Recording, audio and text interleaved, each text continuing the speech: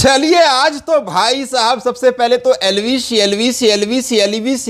यादव कर करके वहां पर एक तो मैक्सटन और एक प्रिंस नरूला फुटेज ही पूरा एलविस यादव के नाम पर ले रहा है कि उसे हिम्मत नहीं थी कि मेरे से भिड़ जाता।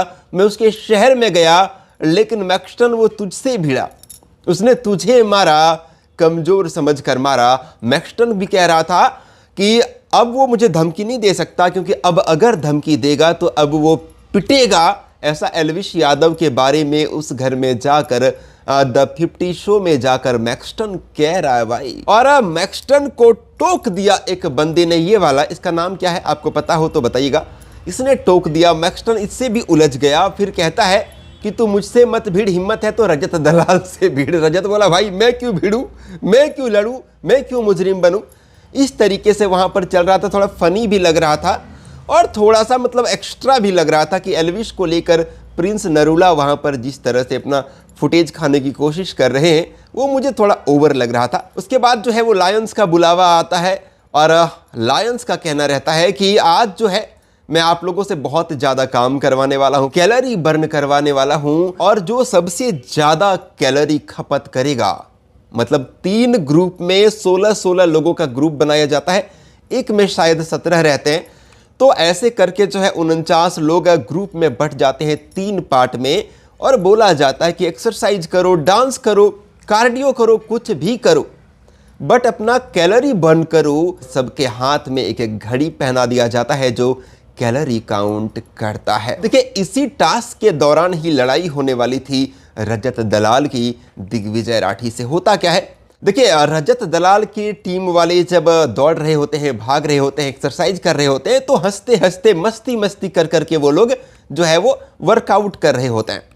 दिग्विजय राठी कहता है कि इस टीम को पागलों का टीम घोषित कर देना चाहिए।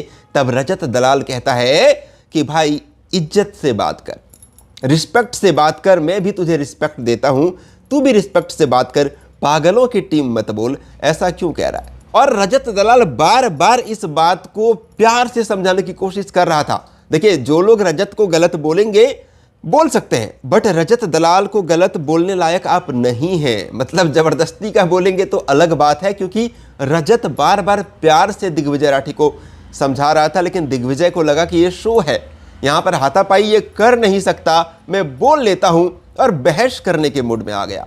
दिग्विजय का कहना था क्यों, क्या हुआ, बोल दिया तो क्या हुआ। मतलब वो ये नहीं कह रहा कि ठीक है भाई आगे से रिस्पेक्ट मैं भी करूंगा तू भी करना, वो कह रहा मैं बोल दिया तो क्या हुआ, और लोग तो तुझे कल गालियां दिए थे, तुमने क्या उखाड़ लिया। ये बात बोलना था। रजत ने फिर पकड़ लिया, लगा दिया, मतलब रपेटा वपेटा भाई साहब। हालांकि दिग्विजय राठी भी भिड़ गया, वो अलग बात है कि रजत से वो नहीं सकेगा, क्योंकि रजत भाई साहब वेट लिफ्टर है और बहुत स्ट्रांग बंदा है, उससे नहीं सकेगा।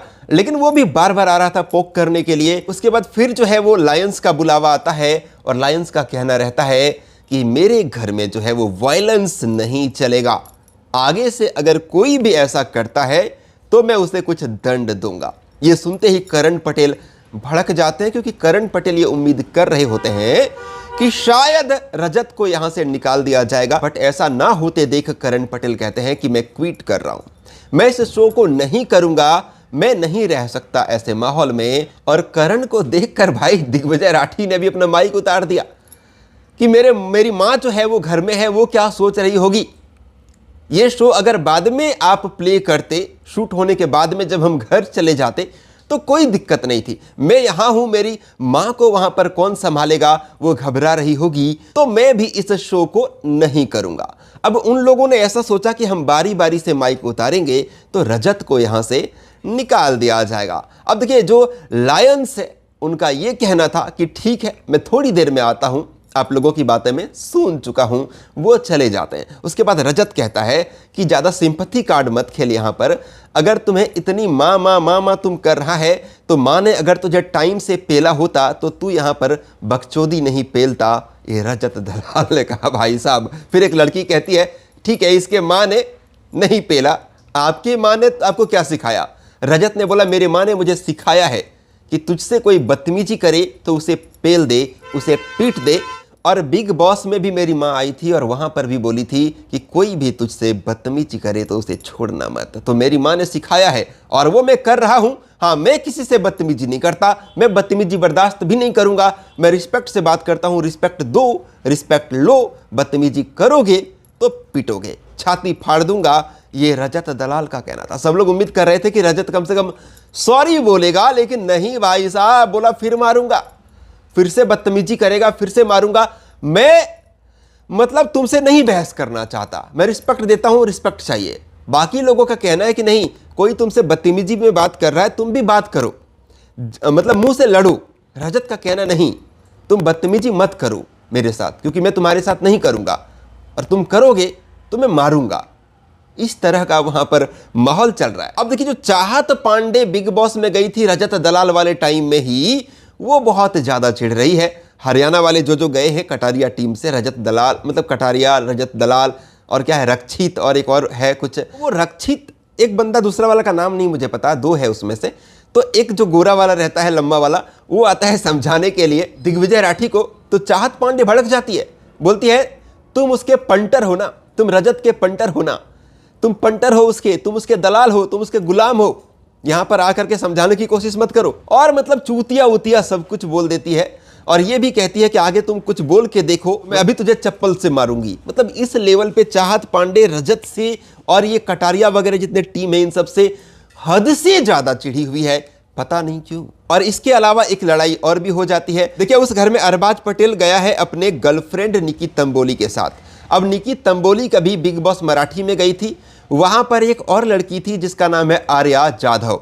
आर्या जाधव ने निकी तंबोली को उस बिग बॉस मराठी में थप्पड़ मार दिया था, जिसके वजह से आर्या जाधव को वहां से निकाल दिया गया था। अब आर्या जाधव भी आई हुई है द 50 में, निकी तंबोली भी आई हुई है द 50 में। आर्या जाधव ने किसी से कहा कि रजत ने जब इसको मारा तो रजत को नहीं निकाला गया, अरे मारना है तो ऐसा मारो कि यहां से निकल जाओ, जैसे मैंने किसी को थप्पड़ मारा था बिग बॉस में और मैं निकल गई थी। अब उसने जिस लड़की से कहा, उस लड़की ने जाकर निकी तंबोली से ये बात कह दिया। निकी तंबोली आती है और लड़ जाती है आर्या जाधव से जोरदार तरीके से।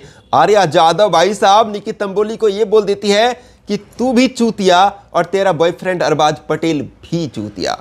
मतलब ये भी एक लड़ाई हो गई। मतलब वहां पर गजब गजब लड़ाई हो रही है, क्योंकि बहुत सारे लोग हैं तो बहुत सारी लड़ाइयां हमें देखने को मिलती है, क्योंकि इतना बड़ा शो हम आज से पहले नहीं देखे थे जहां पर 50-50 कंटेस्टेंट्स रहे।